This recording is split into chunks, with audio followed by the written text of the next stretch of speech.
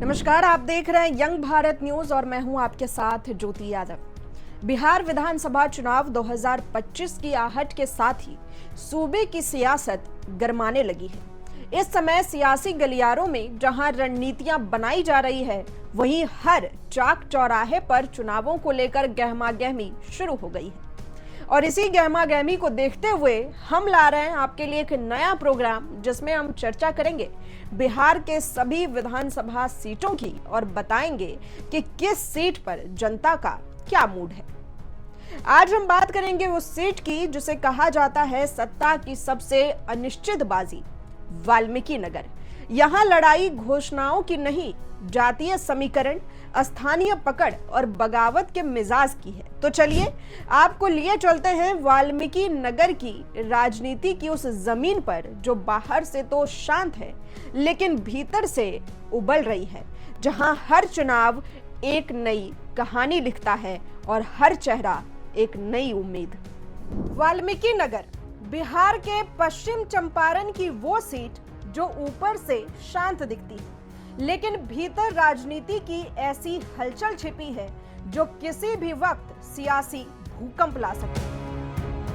ये सिर्फ एक विधानसभा क्षेत्र नहीं, ये रणभूमि है जहां चुनाव जीतने के लिए घोषणा पत्र नहीं, जातीय समीकरण, बगावत और जमीनी पकड़ की जरूरत है। 2008 में बनी लेकिन आज तक ना किसी पार्टी की जागीर बनी, ना किसी विचारधारा की। यहाँ का वोटर चेहरे पर वोट करता है पर आंखों में सवाल लिए होता है। नीतीश की लहर और जदयू की एंट्री 2010। नीतीश कुमार का सुशासन ब्रांड चल रहा था। जदयू के राजेश सिंह ने राजद के मुकेश कुशवाहा को करीब 15,000 वोटों से सराहा। लेकिन असली कहानी तीसरे नंबर के धीरेन्द्र प्रताप सिंह की थी, जो तब बसपा के टिकट पर चुपचाप अपनी जमीन नाप रहे थे। सियासत के मैदान में उनकी तैयारी शुरू हो चुकी थी और वो तैयारी 5 साल बाद विस्फोट में बदली। 2015 में जब सब पारिवारिक दलों के हार जीत का गणित बना रहे थे, तब धीरेन्द्र प्रताप सिंह उर्फ रिंकू सिंह ने सबको चौंका दिया।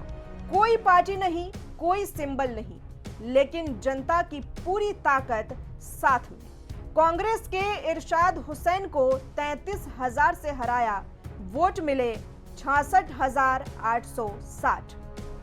13 उम्मीदवार मैदान में थे, लेकिन बाजी उस बगावत ने मारी जिसने जनता के बीच भरोसा बोया।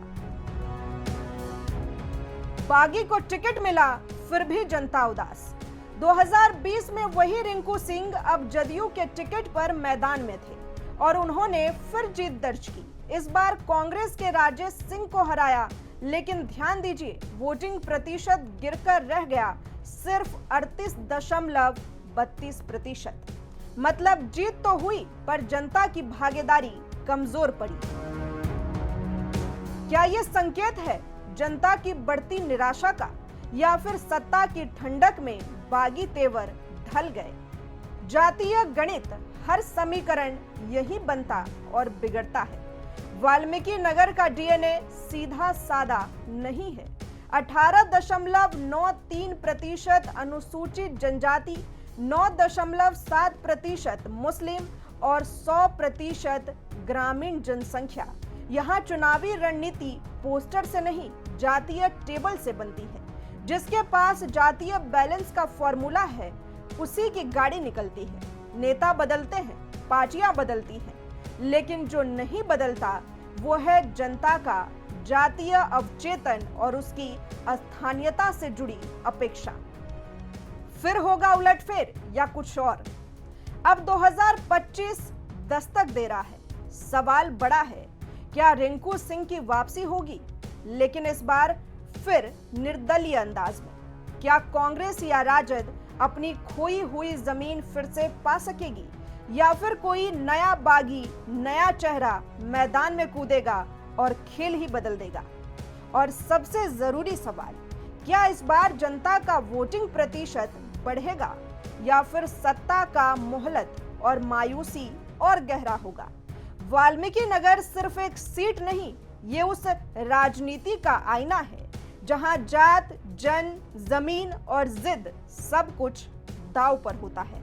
2025 में कौन जीतेगा, ये चुनाव आयोग तय नहीं करेगा। ये तय करेगी वो जनता जो अब चुप नहीं है, बस सही वक्त का इंतजार कर रही है। तो ये थी कहानी वाल्मीकि नगर की, जहां सत्ता की राह जातीय जोड़ घटाव से होकर गुजरती है और बगावत एक पहचान बन जाती है। आप बने रहिए यंग भारत न्यूज के साथ, क्योंकि चुनावी रण की हर चाल, हर चेहरा और हर मोड़ हम लाते रहेंगे आपके सामने सबसे पहले।